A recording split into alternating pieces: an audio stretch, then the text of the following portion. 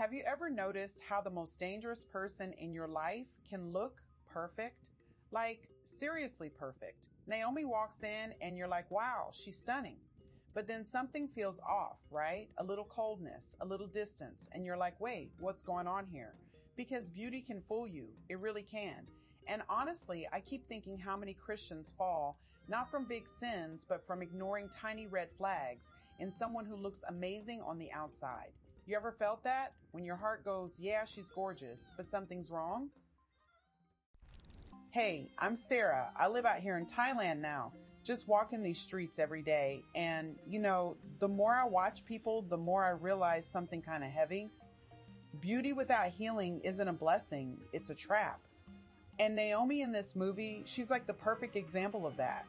Gorgeous on the outside, but on the inside, something is seriously hurting and it's shaping every choice she makes. Because honestly, what the movie does with her character feels super biblical.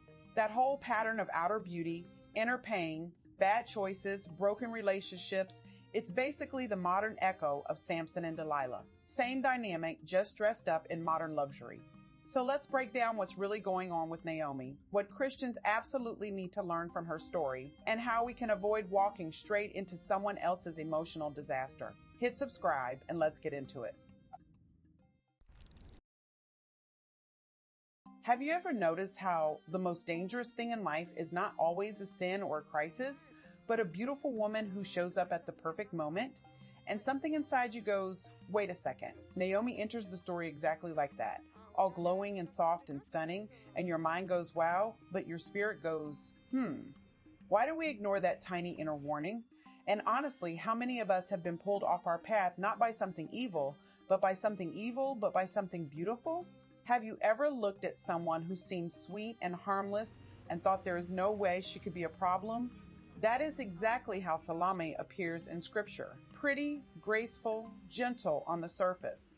And Naomi gives off the same energy at first. Why do we trust the surface so fast? And how many mistakes start exactly because of that. Isn't it strange how some people do not need words to influence you? They just walk into the room and everything shifts a little. Salome did not argue or force anything. She simply danced. Naomi does something similar with her silence and her presence. Have you felt that quiet pull from someone before? That soft influence that feels harmless but gets under your guard? Why does silent influence hit harder than loud pressure? Have you ever wondered why men lose their minds so fast around certain women? Look at Herod watching Salome.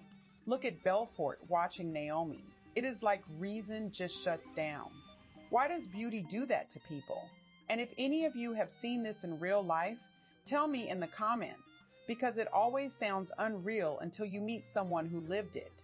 Maybe desire blinds us faster than we want to admit. Maybe we fall in love with a fantasy instead of a person. Have you noticed how manipulation rarely looks like manipulation at first? It looks like a smile, a soft moment, something that feels safe. Salome moved beautifully, but her beauty carried a consequence behind it. Naomi does the same in her own quiet way. Why do we let beauty drop our guard so fast? And honestly, how many disasters start with something that seemed harmless? Have you ever seen how one small desire can turn into losing your direction? That is how Delilah pulled Samson off his calling, not with force, but with softness. Naomi does the same thing in a modern, subtle way. A look here, a moment there, and suddenly the strong man is drifting. Why do we pretend we are stronger than temptation wrapped in beauty? And well, what if this happens way more often than we admit?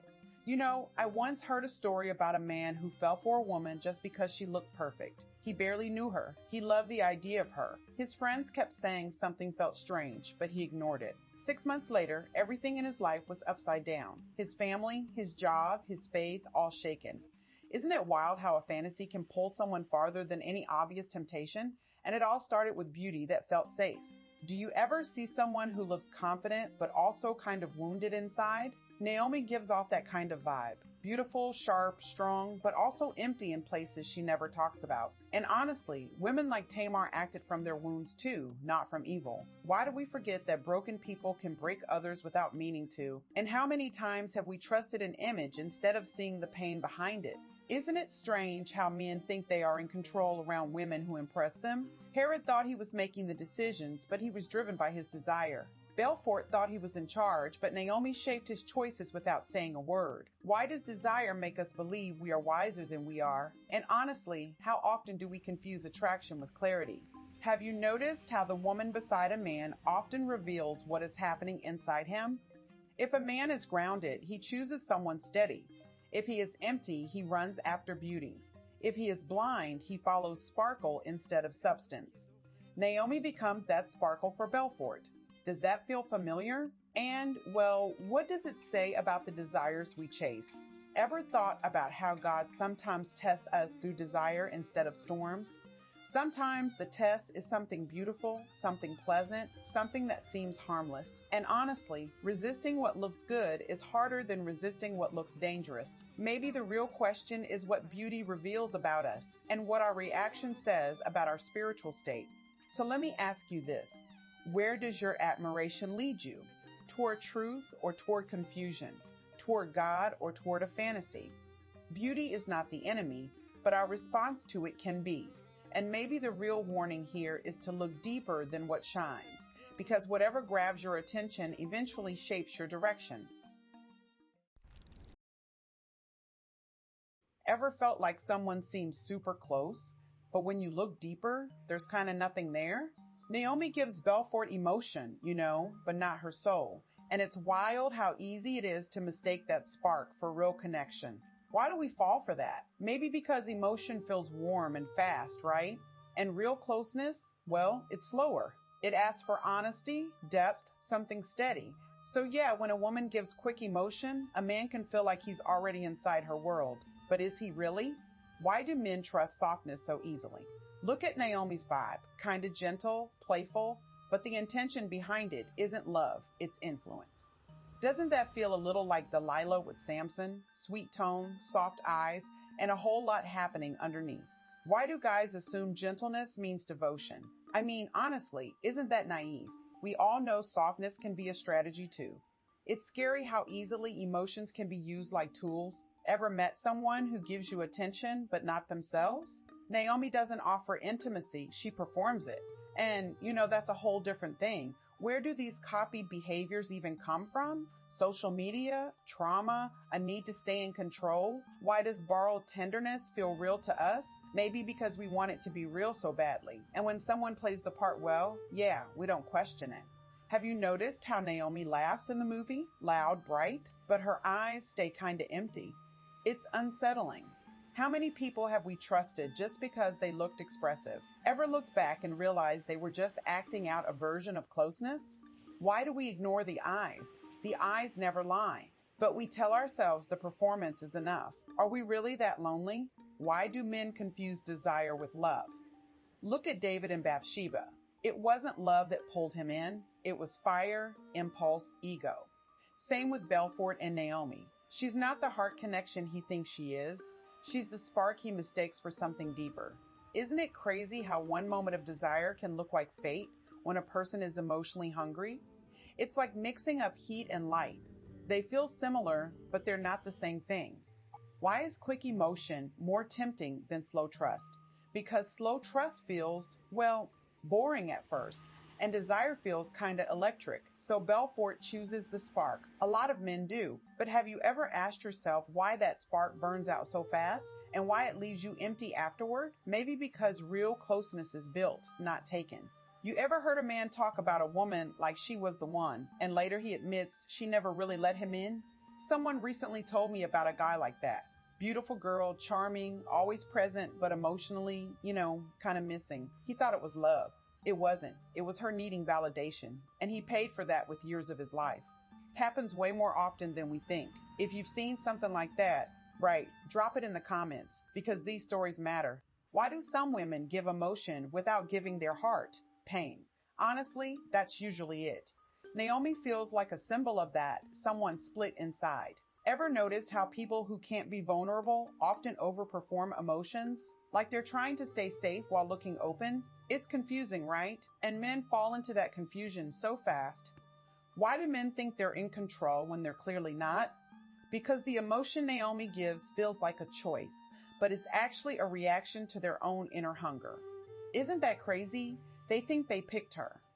But really, they picked relief. Temporary relief. Have you ever done that? Reached for someone because you didn't want to face yourself? Ever noticed how emotional stimulation feels addictive? When a woman gives a man feelings without commitment, he gets hooked. It feels like love. It isn't. It's dopamine with a pretty face. And when she pulls back even a little, he chases. Why do men mistake the chase for love? Maybe because it keeps them distracted from their own emptiness. Did you ever think about how God designed closeness? Not as a flash, but as unity. Something steady, something consistent. And the world keeps selling us the opposite. Quick emotion, dramatic highs, fake fireworks. Isn't that weird? That we settle for the copy instead of the real thing? Maybe we need to rethink what love actually looks like.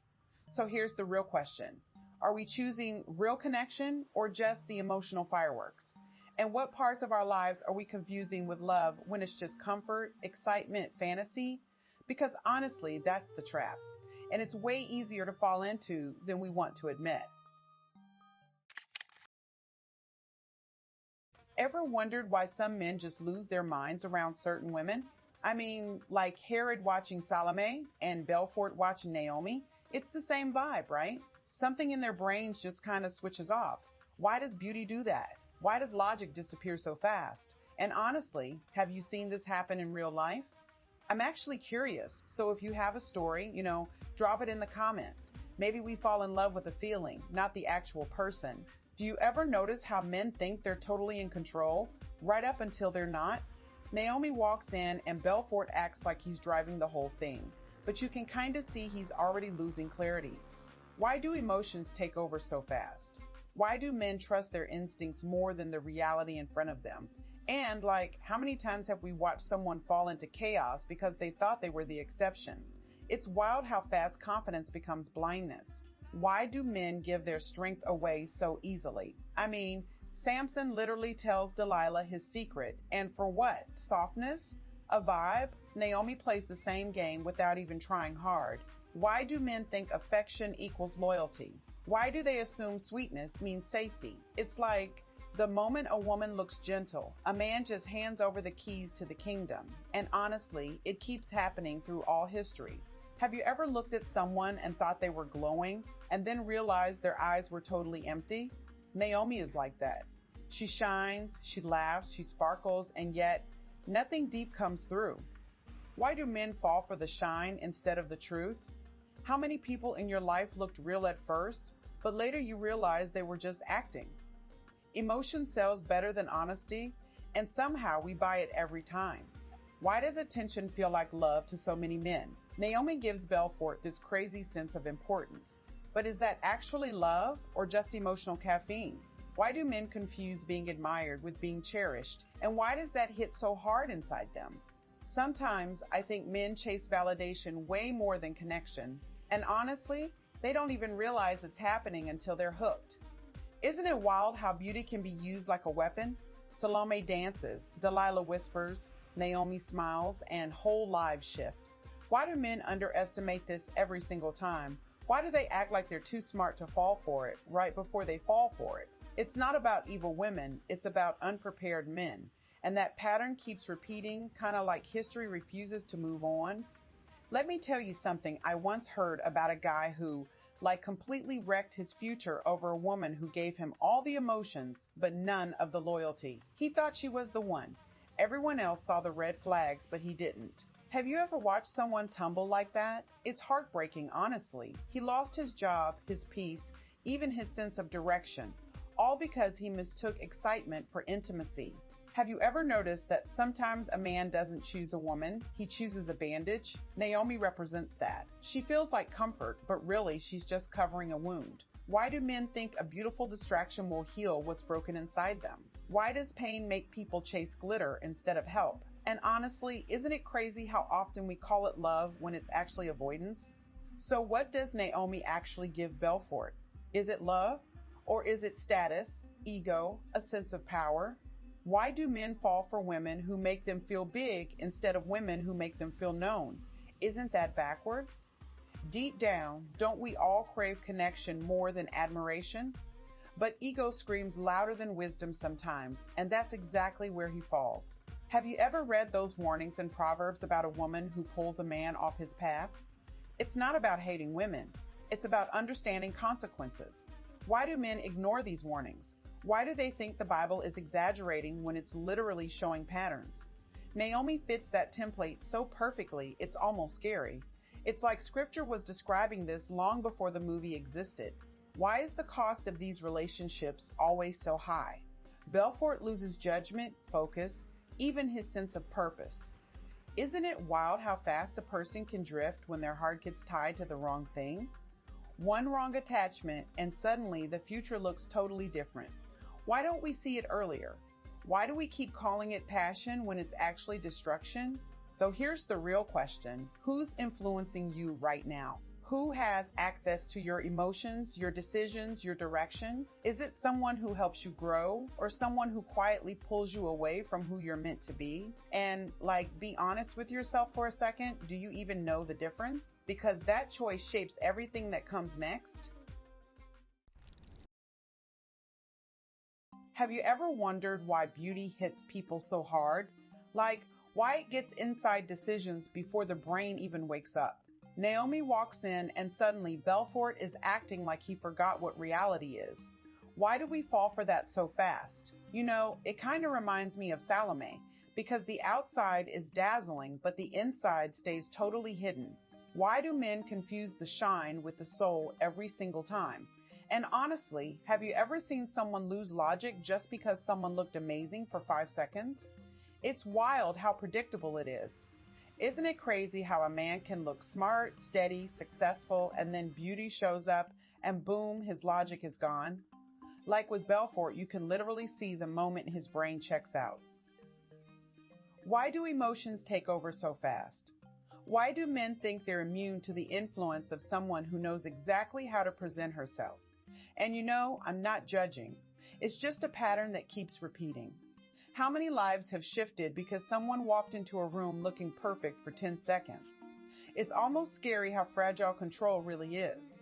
Why is it that the strongest men fall the fastest? Samson had all the physical strength in the world, and still, a soft voice and a warm presence took him out. And Naomi kind of mirrors that, right? Gentle on the outside, but her influence goes straight into the heart. Why do men think tenderness means loyalty? Why do they assume softness equals safety? Honestly, it's like we still haven't learned the lesson from thousands of years ago. Maybe strength isn't protection if the heart is unguarded. Ever notice how beauty tricks the mind into believing there's depth behind it? If a woman looks put together, men assume she's kind, real, emotionally present. But that's not how it works, right? Naomi shines, laughs, sparkles, but her eyes stay kinda empty. Why do men project qualities onto someone who never showed them? Isn't it weird how attraction creates imagination that feels like truth? And honestly, how many times have we realized later that the connection was just in our heads? Why do we mix up attraction with meaning? It happens constantly. A beautiful woman gives attention, and suddenly a man thinks this is intimacy. Why? What part of us wants to believe that desire equals connection? It hurts a lot to admit when we got fooled by the surface. Have you ever trusted someone just because the emotion felt strong in the moment? It's like our hearts run ahead of our wisdom, and the crash always comes later. Isn't it strange how subtle manipulation can feel like affection? Naomi uses tone, timing, softness, and Belfort reacts like she's giving him something deep. But is she? Or is she just leading the moment? Why do men miss these cues? Why does admiration blind them so fast? Honestly, it's not about evil intentions. It's about people not seeing the difference between being guided and being loved. I once heard a story about a guy who swore he met the love of his life, absolutely convinced, but all she gave him was emotion without loyalty. He thought she was everything. Everyone else saw the warning signs except him. Have you ever seen someone go through that? It's painful to watch, honestly. His job collapsed, his family distanced themselves, his sense of direction just disappeared. And if you've ever seen something similar, tell me in the comments, because these things happen way more than people admit.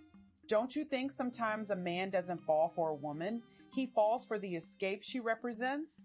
Naomi feels comforting, but it's a distraction, not healing. Why do men chase relief instead of restoration? Why do they think a beautiful person can cover a wound inside them? Honestly, it's kind of sad how often we label avoidance as romance, and later we ask why the pain never went away. Have you ever noticed how often beauty wins influence without effort? Salome didn't need power. The dance was enough. Naomi doesn't need depth. Presence alone shifts Belfort's decisions. Why does this kind of influence work so effectively? Why do men underestimate how much power they're giving away? It's like history keeps repeating with different dresses and different names. Why do powerful, confident men fall into emotional traps faster than anyone else? Maybe because the world taught them to chase excitement instead of character. Naomi feels exciting, so he thinks that means meaningful. Isn't that backwards? Shouldn't meaning come from depth, not sparkles? Why does the spark feel more real than the truth? Honestly, the heart is easy to fool when it's hungry. Why is the cost always higher than expected? Belfort loses clarity, relationships, even his sense of direction because he chose chemistry over connection. Why don't we see the danger earlier? Why do we walk straight toward the fire thinking it won't burn us this time? And isn't it weird how hindsight is always so much clearer? It's like we trust the moment more than the long-term consequences. So the real question is this: who actually influences your heart? Who has access to your choices, your emotions, your future? Is it someone who helps you grow or someone who pulls you off your path little by little? And be honest, do you really know the difference? Because the direction of your life might depend on it.